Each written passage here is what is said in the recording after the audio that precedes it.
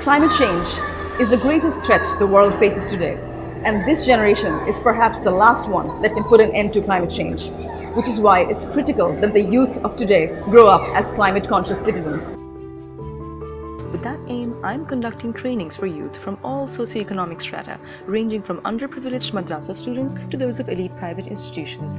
And I'm also reaching out to youth through the radio, informing them about the lifestyle changes needed to reduce their carbon footprint.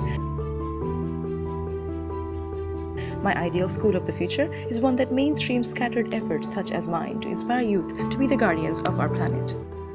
In addition to my work with my organizations Global Shapers Community and Climate Tracker on youth climate advocacy, as a freelance journalist, I'm using the power of the media to shed light on the urgent need for mitigation, adaptation, and increased climate finance. I'm also posing key questions to the world's leading climate actors at global conferences such as the World Economic Forum's annual meeting in Davos, the International Climate Conference COP, and the Global Shapers Regional Conference Shape South Asia. Recently, World Bank proposed $2 billion in support to tackle climate change in Bangladesh specifically.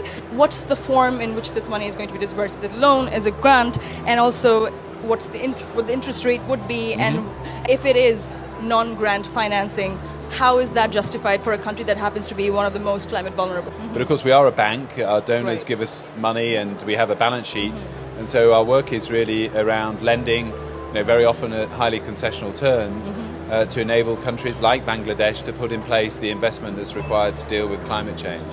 One of the points used against renewable energy usually is that the argument that it's expensive or not as cost effective as other forms of existing energy. So I was wondering if you could help dispel that myth.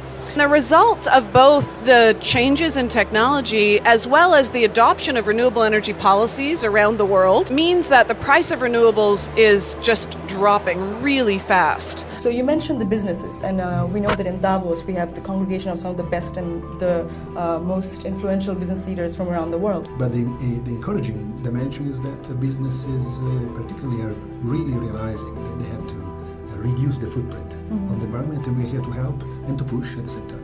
Absolutely. I am experiencing firsthand the exacerbating impacts of climate change in my country, so I'm acutely aware of the urgent need for action to increase climate change awareness and build the momentum to get off our poisonous diet of fossil fuels.